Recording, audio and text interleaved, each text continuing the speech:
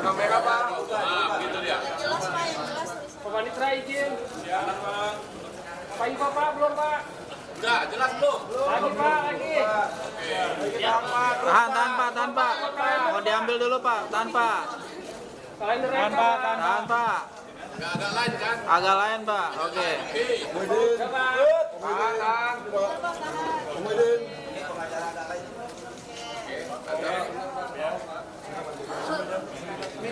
Pak Panitra.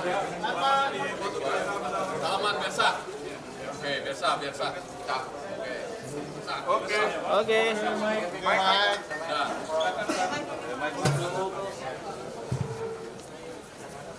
Sedikit pembatasnya. Oke. Mau lighting nggak? Mau tembak ya? Tanda broadcast kan ini? Oke. Baik, rekan-rekan wartawan semuanya, terima kasih banyak telah hadir di gedung MK dan terima kasih atas kesabarannya menunggu proses pendaftaran dan sudah selesai. Kami yang hadir ini semuanya adalah tim pembela Prabowo Gibran.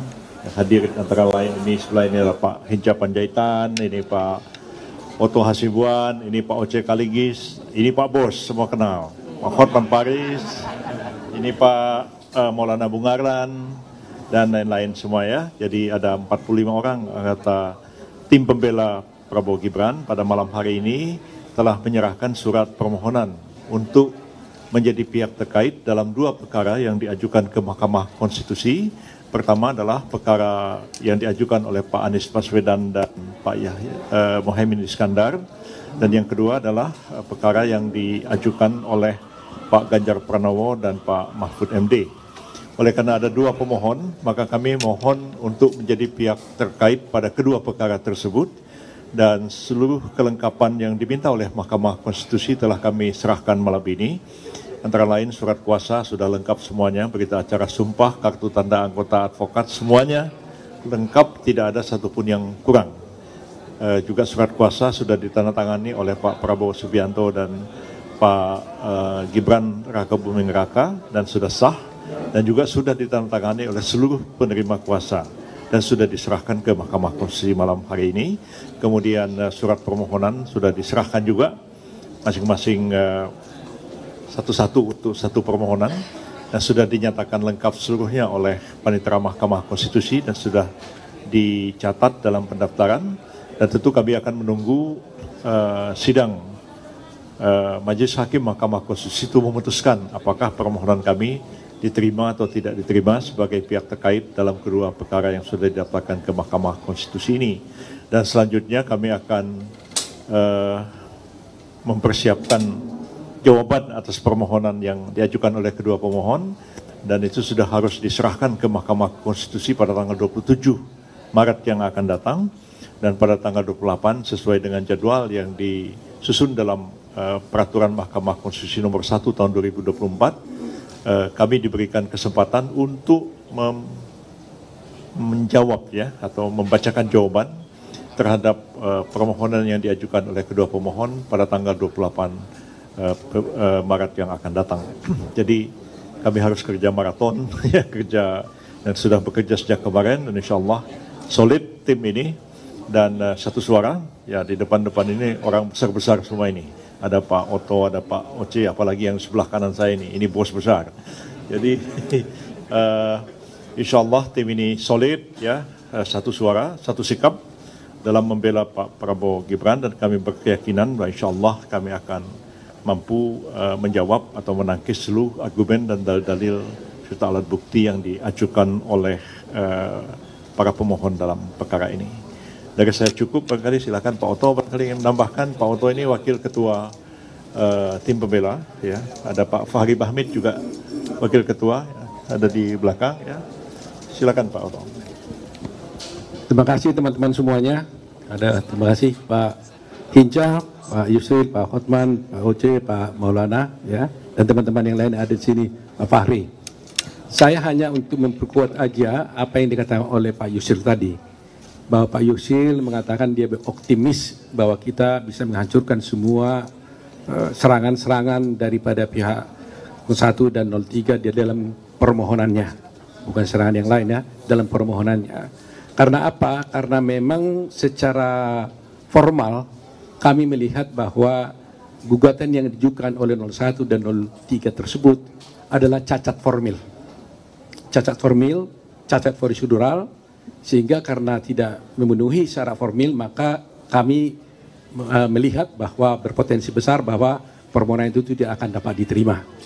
Itu yang paling mendasar. Karena apa? Alasan kami karena bahwa sengketa yang disampaikan sekarang ini sesungguhnya adalah dalil-dalilnya itu mengenai soal proses pelanggaran-pelanggaran di dalam pemilu. Padahal kalau pelanggaran-pelanggaran dalam pemilu itu adalah ranahnya Bawaslu.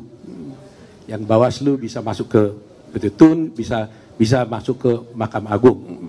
Sedangkan yang dimasukkan di dalam MK ini, yang ranahnya MK ini adalah merupakan perselisihan tentang hasil pemilu. Ya.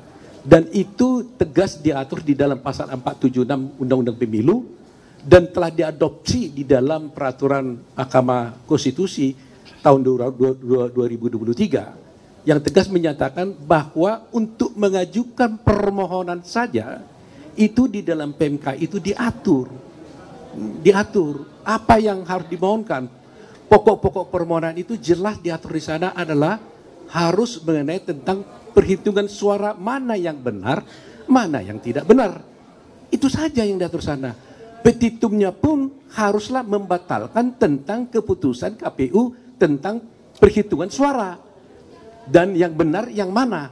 Itu yang sudah limitatif diatur di dalam PMK itu. Sedangkan sekarang yang diajukan oleh pemohon adalah pelanggaran-pelanggaran, bansos lah, kecurangan lah, dan sebagainya, yang itu sama sekali tidak diatur dan tidak masuk dalam proses yang harus ditangani oleh MK. Itu poinnya. Petitumnya pun mereka mengajukan diskualifikasi, yang sebenarnya itu juga tidak masuk dalam ranah dari MK. Sehingga kalau persoalan bukti mungkin kami yakin betul dari segi bukti pun yang dikatakan dipersoalkan tentang Gibran, dikatakan bahwa tidak memenuhi syarat untuk dicalonkan menjadi wakil presiden, itu juga saya kira sudah gampang dipatahkan karena bagaimanapun Gibran masuk menjadi calon presiden itu jelas adalah telah diputuskan dalam putusan MK yang sudah final and binding. Nah, secara logika berpikir juga bayangkan saja kita bicara tadi dengan Pak Oce, sudah ada dan mereka ikut di dalam debat, sudah ikut dalam debat. Artinya legal standing dari Pak Prabowo kan sudah jelas diakui oleh nomor 1 dan nomor 3. Kalau tidak legal standingnya tidak jelas, bagaimana dia ikut dalam satu debat? Nah, itulah mungkin yang saya sampaikan. Hal-hal banyak lagi yang bisa disampaikan oleh teman-teman yang lain. Tapi itulah poin yang paling penting. Kami yakin permohonan itu tidak akan diterima karena cacat formil dan tidak berdasar. Terima kasih teman-teman. Pak Hotman mungkin. Silakan Pak. Oke, dalam hukum dikenal dengan ajas bahwa tindakan atau perbuatan bisa merupakan pengakuan. 2 kali 01 dan 02 mengakui keabsahan Gibran. Waktu pendaftaran mendapat 01 dan 03 2 kali mengakui keabsahan Gibran. Waktu pendaftaran di KPU mendapatkan nomor. Ya, malah mereka pesta pora berdiri ya. Berdiri 01, 02, 03 berdiri, tidak ada satupun protes tentang keabsahan dari Gibran. Itu pengakuan pertama. Pengakuan kedua, sebagaimana tadi Bung Otto bilang, dalam debat Cawapres.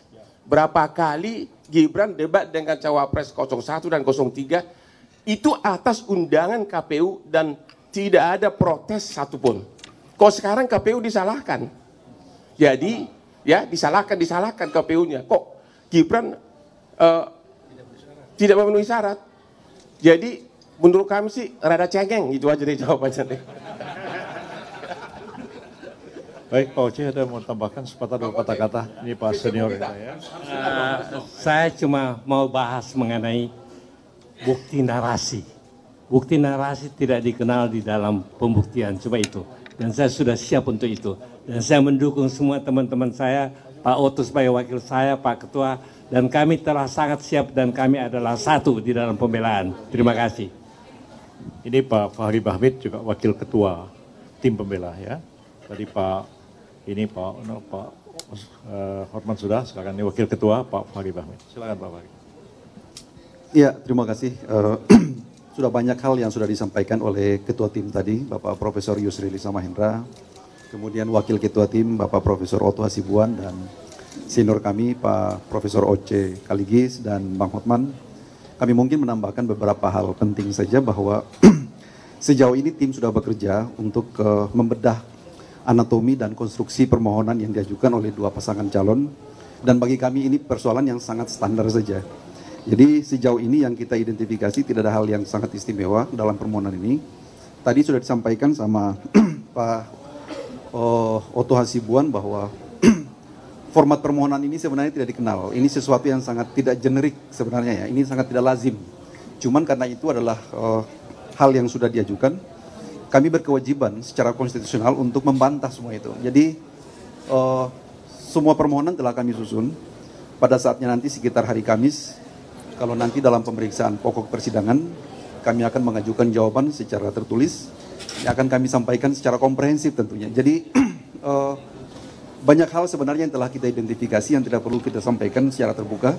Mungkin nantinya pada saat persidangan kita akan menyampaikan secara lebih jelas ya. Jadi sebagai kesimpulan bahwa kita hargai saja apa yang mereka ajukan hari ini sebagai bagian dari hak konstitusional mereka, walaupun dalam konteks tertentu kita pandang sebagai sesuatu yang tidak lazim dalam mekanisme hukum acara dan pembuktian di Mahkamah Konstitusi. Mungkin seperti itu yang dapat saya tambahkan dari apa yang telah disampaikan oleh Profesor Yusril. Terima kasih. Terakhir dia Wakil Ketua Pak Maulana Bungaran, silakan. Ya, prinsipnya kami para pembela untuk pasangan calon Prabowo Gibran sudah siap semua, baik menyiapkan jawaban maupun seluruh alat-alat bukti untuk membantah dalil-dalil paslon dari 01 dan 03. Ya, prinsipnya kami oke gas, dah gitu aja. Pak Hinca ini tidak masuk dalam tim pembela, tapi beliau adalah ketua komandan EHO bidang hukum di TKN ya. Silakan. Terima kasih Prof. Agak lain ini. Saya Hinca Panjaitan, komandan tim EKO Hukum dan Advokasi yang bertanggung jawab terhadap TKN Prabowo Gibran ini.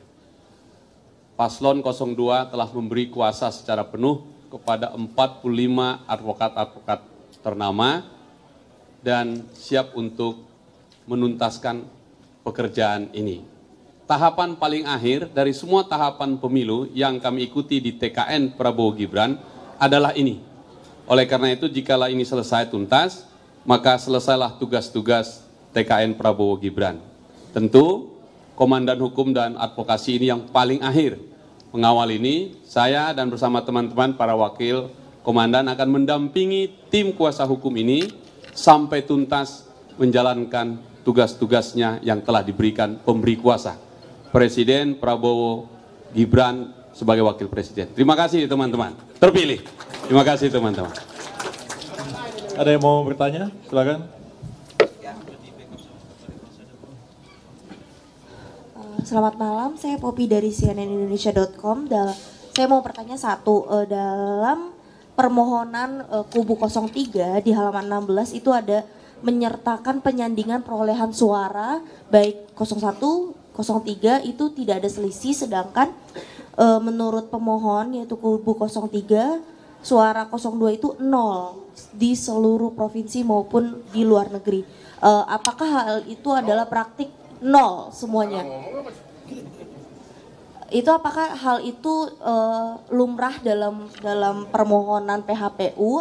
Apakah ini pertama kali terjadi dan bagaimana pendapat dari kubu 02? Dan soal diskualifikasi tadi kan sudah yakin akan dibantah. Apa yang akan dibawa oleh 02? Katanya kan ada yang kubu sebelah ada yang mau bawa Kapolda, ada yang bawa macam-macam lah. Apa yang jurus-jurus yang 02 akan lakukan gitu? Itu pertanyaan kedua. Terima kasih. Baik, secara teknis sebenarnya pemohon itu boleh mohon apa aja dan boleh mengemukakan apa saja di dalam permohonannya, termasuk dalil-dalil yang menurut mereka benar. Tapi kan mereka harus membuktikan dalil yang mereka kemukakan itu. Kewajiban untuk membuktikan itu ada pada mereka, bukan ada pada kami. Bukan ada pada KPU sebagai termohon. Jadi kalau ada ungkapan kalimat seperti itu, nanti kita tanya buktinya mana. Suruhlah mereka membuktikan. Jadi prinsipnya kita menghargai apapun yang ingin dikemukakan dalam permohonan dan sepanjang mereka bisa membuktikannya ya silakan. Dan kalau mereka kemukakan bukti pun kami akan mengcounter dengan bukti-bukti yang sebaliknya. Jadi misalnya tadi dikatakan di luar negeri nol sama sekali, itu kan tidak mungkin ya. Jadi harus juga ditunjukkan bukti-bukti yang kita miliki. Walaupun sebenarnya beban pembuktian ada pada mereka. Jadi kita siap aja, ini sudah masuk ke teknis persidangan. Saya kira nanti akan kita jawab pada waktu kita mengemukakan jawaban dan juga kita menyampaikan alat-alat bukti di persidangan. Silakan yang lain. Pak, saya ya, Putu dari Kompas TV. Sebetulnya penegasan aja, tadi kan Pak Oto sempat bilang bahwa gugatan yang disampaikan, sengketa yang dipersoalkan ini tidak tepat disampaikan ke MK. Berarti kalau dari kacamata kubu 02 sendiri melihat apa yang digugat, baik itu oleh 01 ataupun juga 03, ini salah kamar begitu ya? Penegasan soal itu aja, silakan Pak Oto atau Pak Yusuf. Terima kasih. Iya, jadi tadi saya sudah katakan itu cacat formil, ya tegasnya memang itu adalah salah kamar. Seharusnya mereka kalau mempersoalkan tentang itu, tentang proses ya, pelanggaran-pelanggaran, itu kamarnya adalah di Bawaslu, tapi tidak di MK. Jadi dengan demikian, dengan mereka mengajukan ke MK, tapi dasarnya adalah mengenai pelanggaran-pelanggaran, maka itu adalah salah kamar. Itu tegasnya. Terima kasih. Satu terakhir. Silakan. Sebelum masih ada satu ya. Habis ini selesai ya. Silakan. Selamat malam, Prof. Saya Hedi dari Kumparan. Ini beberapa kalimat yang disampaikan Pak Mahfud, beberapa bahkan sebelum beliau mencalonkan jadi wakil presiden, katanya memutus TSM itu di MK tidak melulu soal angka begitu, bisa soal ya pokoknya tidak selalu dalam bentuk angka. Itu tanggapan gimana Pak? Kalau dalam ilmu fikih itu ada nasih wal mansuh, pendapat awal dan pendapat akhir. Pendapat seorang ahli hukum atau ahli fikih itu bisa berubah karena situasi berubah. Ya. Jadi kalau itu diucapkan pada tahun 2014 itu betul. Tapi setelah berlakunya Undang-Undang Nomor 7 tahun 2017 itu telah ada pembagian kewenangan dalam menyelesaikan persoalan-persoalan yang timbul selama penyelenggaraan pemilu. Jadi kalau itu masalahnya misalnya persyaratan calon, memenuhi syarat atau tidak, ijazahnya palsu atau tidak dan sebagainya, itu adalah ranah administratif dibawa ke Bawaslu. Tidak puas di Bawaslu, silahkan maju ke Pengadilan Tinggi Tun. Bahkan ada yang bisa dimajukan sampai ke Mahkamah Agung. Kalau ada pelanggaran pidana, ya itu ranahnya Gakumdu. Gakumdu yang akan selesaikan. Gakumdu mengatakan ada unsur pidananya, dilepaskan kepada aparat penegak hukum. Kalau sudah selesai pemilunya, adalah sengketa hasil, itu kewenangan Mahkamah Konstitusi. Jadi pendapat itu ada namanya kaul kadim dan kaul jadid. Ya, dalam ilmu fikih ada pendapat lama, ada pendapat baru. Jadi saya tidak menyalahkan Pak Mahfud. Pak Mahfud kan kiai orang Madura kan, paham betul tentang nasih wal mansuh, paham betul tentang kaul kadim dan kaul jadid. Saya kira begitu. Terima kasih. Terakhir, saya tambahkan terakhir. Apa? Kok saya? Ya kamu bukan kau nanya. Enggak, saya hanya mau mengulang lagi, di negara manapun di dunia ini ada prinsip hukum yang paling basic, yaitu acknowledgement by conduct. Perbuatan merupakan pengakuan. Ya, 2 kali dalam pemberian nomor, 2 kali 01 dan 03 mengakui keabsahan Gibran, yaitu waktu pemberian nomor malam mereka benar-benar ceria kan, ya ceria, dan ada Gibran di situ, sama sekali tidak dikatakan tidak sah. Kalau Hotman di situ pasti dibilang tidak sah. Kemudian waktu debat nggak ada sama sekali. Sekarang kok KPU dipersalahkan, tidak memenuhi syarat. Jadi itu udah benar-benar, saya udah mengatakan itu permohonan yang super cengeng. Jadi kenapa 2 kali? Karena 02 ini ya. Tadi sudah cengeng, tadi basic atau becek tadi? Becek lah dua-duanya. Baik, Terima kasih banyak perhatian rekan-rekan semua dan mohon maaf kalau ada kesalahan dan kekurangan. Insya Allah kita akan bertemu di tempat ini untuk mengikuti persidangan selanjutnya. Terima kasih. Wassalamualaikum warahmatullahi wabarakatuh.